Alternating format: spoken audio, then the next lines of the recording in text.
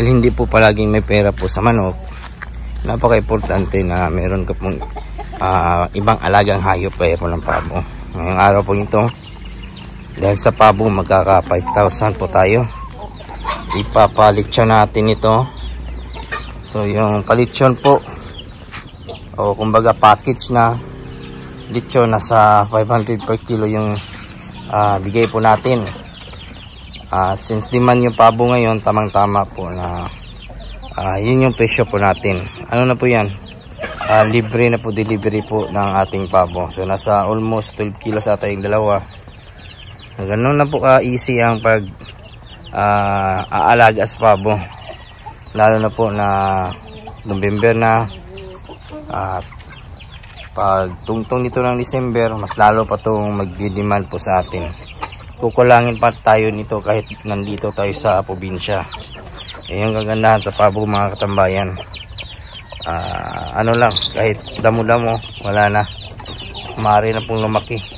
Ayan katambayan, dito tayo nagapalitsyon na Jonathan Lechon House. Matik din sa pabo at saka lechon baboy. Ayan na yung ating dalawang pabo katambayan, i-deliver natin yan. Dito na yung i-deliver natin katambayan. Okay.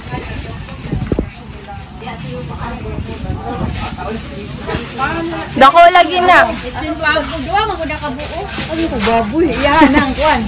Iyahan buhi. Patubay na mag-uban sa matang adlaw pangamo sa among pagkakas. So panalisdan mo kami kanadon inaagi sa mga kasalakban na panapangitabo karon sa timukan ug sukan. Kung wala ang lain ni salidan no kundi ang pagsampit sa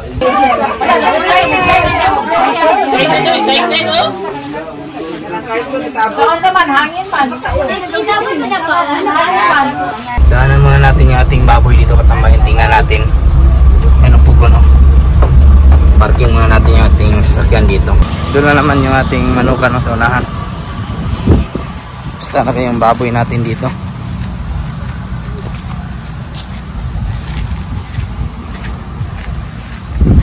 May butas kasi dito.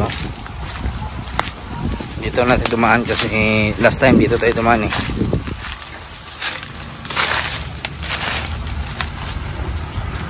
So yung baboy natin sa bayo, doon na natutulog.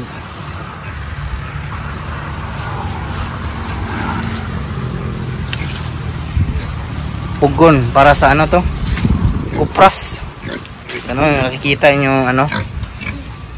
Dito inaano yung kupras para mag-dry. Diyan yung ano, kayo, yung kahoy, bunot. Patay pag nahulog yung cellphone natin, tiway talaga. Yan yung baboy natin.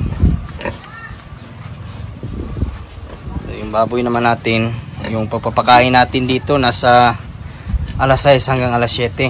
Sa hapon naman alas 4 hanggang alas 5. Parang manok din po yung papapakain sa baboy. At sa afternoon, pwede pong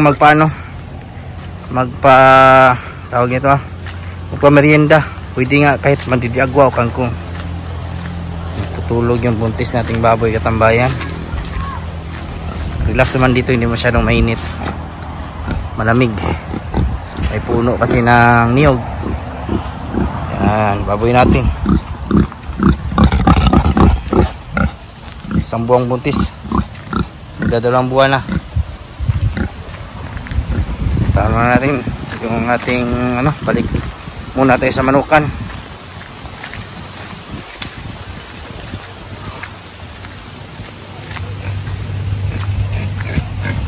Sa tubig naman katambayan, dito tayo kumukuha. Galing po yan sa ano, bumba, kumbaga poso. At least makatipid tayo.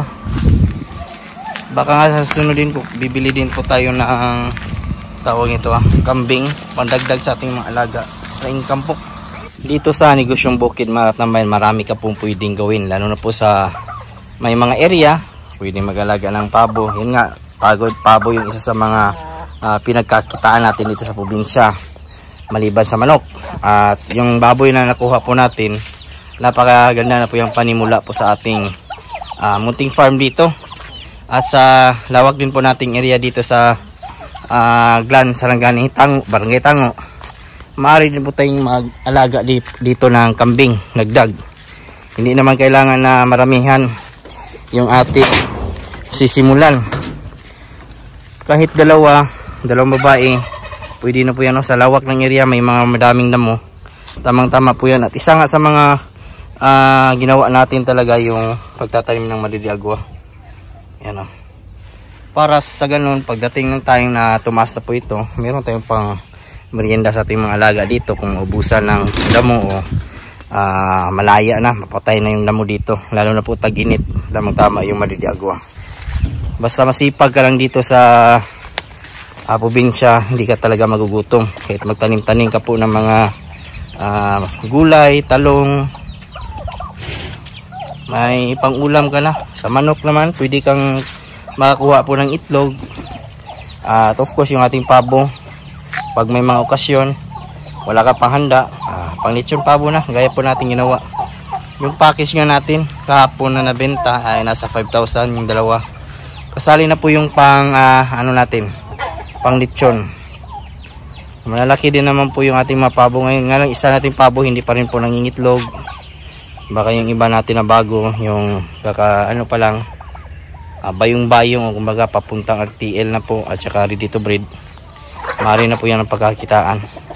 Yung ating mga native po, biglang humina yung kanang production. At na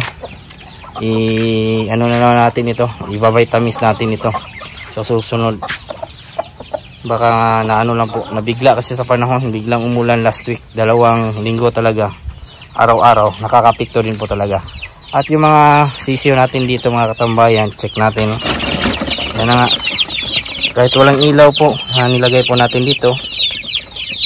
Malulusog na rin po, malalaki na. Halos kumpleto na po ang balahibo nila. Tingnan nyo naman. Cross po yan. 2 weeks old. 2 weeks to 3 weeks old. Yan po yung yung mga sisiyo. Yan yung kagandahan kahit walang ilaw po sa mga upgraded heritage o upgraded native chicken, ay masasabi po natin talaga na nakakasurvive po sa kahit anong panahon po na maranasan. Sayang, hindi talaga tayo nakakapagparami ng pabo kasi yung pabo po talaga halos buwan may naghahanap sa atin pang lechon, lalo na po sa city. Ibang-iba talaga yung sa city po na na demand, palaging meron talaga. Naubos po palagi talaga yung ating pabo. Ang pabo kasi, tingnan nyo po, kayang-kaya po mabuhay po yan ng damo. Sa isang pabo, kahit kumain po yan ng 1 kilong damo, nakakasurvive na po yan, mas mabilis pa po silang lumaki. Yung manok naman natin, pang merienda po, yung damo, tamang-tama. At swerte din po tayo kasi may area tayo dito na napaglagyan sa ating mga alagang manok. Napakakunti na lang po. Hindi naman kailangan na marami yung ating sisimulan po ng mga hayop. Importante lang po talaga ay sipag at saka kumbaga sabihin na lang po natin na idea, dapat may puso ka sa pag-aalaga ng mga hayop para makasurvive ka. Yan yung pinakasikreto po natin dito sa pag-aalaga ng mga hayop, pagmamahal. Kailangan talaga yan sa pag-aalaga ng anumang hayop nating sisimulan. Pabo man, pato, baboy, kambing o manok. Umpisa lang sa kung anong kaya po nating alagaan. Huwag po biglain ng marami. Kasi yan yung isa sa pinaka-delikado, yung bigla ng pagpaparami, biglang magbuhos ng pera na wala pa pong idea. Yung ating baboy nga, pagbababoy, nagsimula nga lang tayo 2. At baka bago matapos ang buwan, bibili tayo ng piglets po.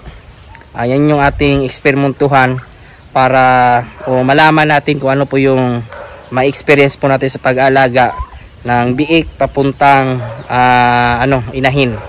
So yan yung ating panimula para magkaroon tayo ng idea po sa pag-aalaga ng baboy, pagpaparami, at of course pagpuproduce ng quality po ng mga biik. Ayan lang po yung kaganapan ngayong araw mga katambayan, at maraming salamat po pala sa mga bago po natin subscribers and viewers.